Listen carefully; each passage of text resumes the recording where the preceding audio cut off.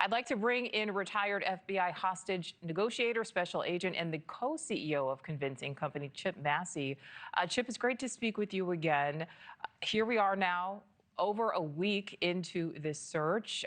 Jessica just laid out there, investigators back at Nancy's home over the weekend.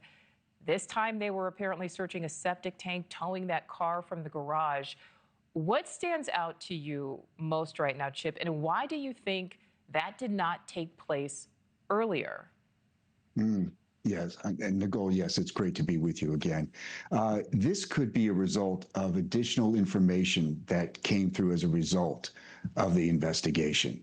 So, as you know, we're not privy to the details of what the investigators are seeing and not seeing, what kind of interviews are being conducted, what neighbors might be telling them, and what family members might be saying, and for that matter, what the captors might be communicating to them.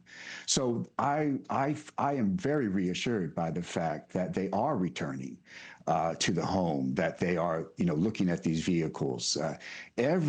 They're turning over every stone, every leaf to try to uncover something. It could be the smallest detail, but like we discussed in your previous program, that could be everything.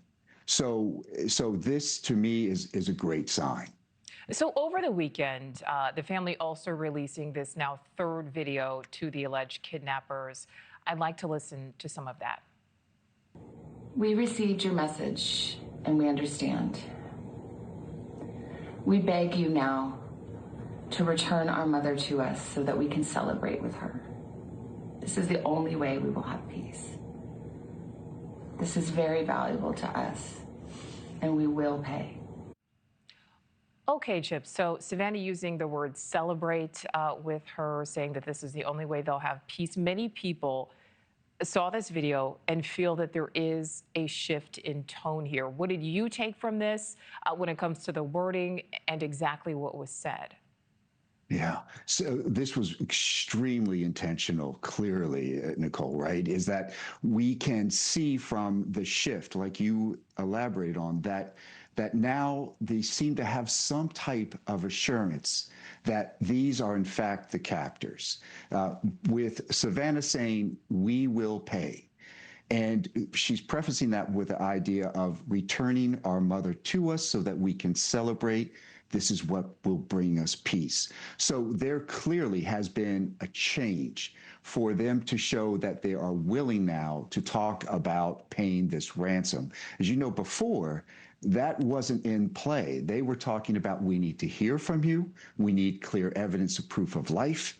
So something clearly has changed the direction of and tone of how they're communicating. And Chip, there were people speculating that this communication from the alleged kidnappers, that they may be located outside of the United States. They point to this request allegedly asking that the ransom be paid in USD, US dollars, as well as the proximity of Nancy's Arizona home there from the Mexican border. What are your thoughts on that? Well, as you know, we have a great relationship for these kinds of cases for international cross-border, especially with the Mexican authorities. So again, there is a degree of comfort in that those liaisons are already set up. We have tremendous working relationships with them. We can draw a lot of conclusions, and I know people do online, often in cases of this kind of sensitivity and celebrity.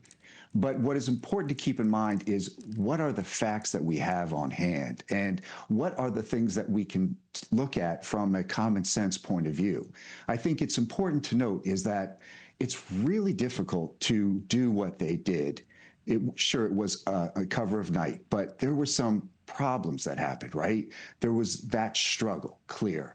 And to transport somebody any distance who was unwilling to be transported, who there might be a struggle, there would have to be some things taken into account to make sure that that was done as safely as possible and with a degree of certainty that they wouldn't be discovered.